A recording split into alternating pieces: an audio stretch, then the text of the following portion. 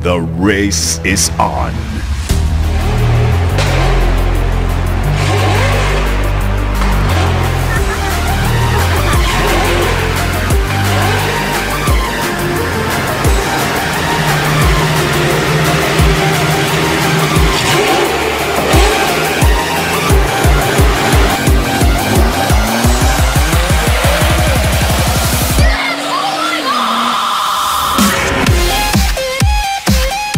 Race is all about our company's thrust and advocacy of promoting responsible driving and responsible sports car/supercar ownership.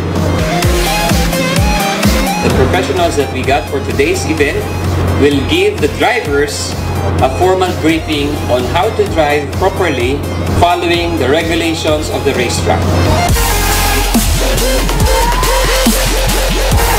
Nakakatuwa kasi kakatapos na ng lecture namin, tinuruan kami paano maging responsible driver.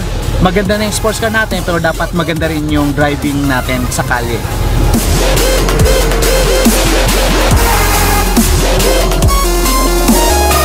We are here today so that we can enjoy your cars in a confined environment. Ito yung tamang venue. Tinuturuan tayo sa simula para maging disiplinadong driver. Pero alam mo, yung talagang effect nito sa buhay natin, magiging mas disiplinado tayo sa mga desisyon natin at the same time sa pagnenegosyo natin.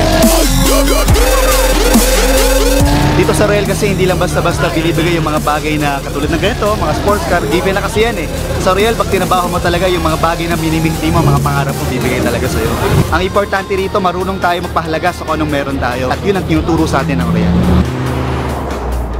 Tandang-tanda ko nga nung bata kami, ang nakalagay na poster sa room ng ate ko, Spice Girls, ako, Alfa Romeo Spider. Gusto ko talaga sports car. Kaya nung nabigyan ako ng chance mag-Royal, naisip ko talaga yun ang una kong ilalabas through this business. Doon ko po talaga na-realize sa mga events na gano'n na ibang klase pala talaga ang Royal. We are one big family na dinedevelop tayo ng Royal to become a better person holistically.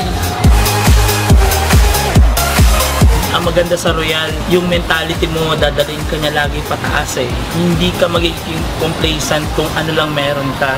Dadalhin ka niya sa way na hindi mo aakalain, mas mangangarap ka ng ganito.